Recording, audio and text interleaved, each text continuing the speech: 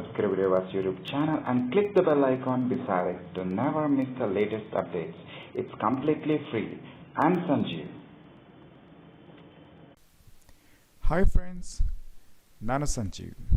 ನಿಮಗೆಲ್ಲ ಗೊತ್ತಿರೋ ಹಾಗೆ ದೆವ್ವ ಅಂತ ಹೇಳಿದ್ರೆ ಎಲ್ರಿಗೂ ಹೆದರಿಕೆ ಅಲ್ವಾ?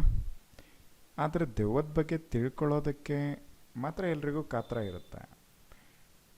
ಹಾಗೆಯೇ ದೆವ್ವಕ್ಕೆ ನಾವು ಕರೆಯೋದಾದರೆ ಇಂಗ್ಲೀಷಲ್ಲಿ ಜನರಲ್ ಆಗಿ ಡೆವಿಲ್ ಅಥವಾ ಗಾಸ್ಟ್ ಅಂತ ಕರಿತೀವಿ. ಹಾಗಾದರೆ ಇನ್ನೂ ದೆವ್ವಕ್ಕೆ ಬೇರೆ ಬೇರೆ ಹೆಸರುಗಳು ಇದಾವಲ್ವಾ? ಕನ್ನಡದಲ್ಲಿ ಪಿಚಾಚಿ, ಹಾಗೆ ಮರಿದೆವ್ವ, ಕೋಳಿ ದೆವ್ವ, ಬೇತಾಳ, ಹೀಗೆ ಬೇರೆ ಬೇರೆ ಹೆಸರು ಹೇಗೆ ಕನ್ನಡದಲ್ಲಿದ್ದಾವೋ ಅದೇ ಥರನೇ ಇಂಗ್ಲೀಷಲ್ಲೂ ಕೂಡ ಅದನ್ನು ನಾವು ಕರಿಬಹುದು. ಸೊ ಹಾಗೆ ಇರ್ತಕ್ಕಂಥ ಹೆಸರುಗಳ ಬಗ್ಗೆ ಇವತ್ತಿನ ವಿಡಿಯೋದಲ್ಲಿ ನಾವು ತಿಳ್ಕೊಳ್ಳೋಣ. ಬನ್ನಿ ಸ್ನೇಹಿತರೆ, ಹಾಗಾದರೆ ಆ ಒಂದು ವರ್ಡ್ಸ್ಗಳನ್ನು ಈ ಒಂದು ವಿಡಿಯೋ ಸೆಷನಲ್ಲಿ ತಿಳ್ಕೊಳ್ಳೋಣ.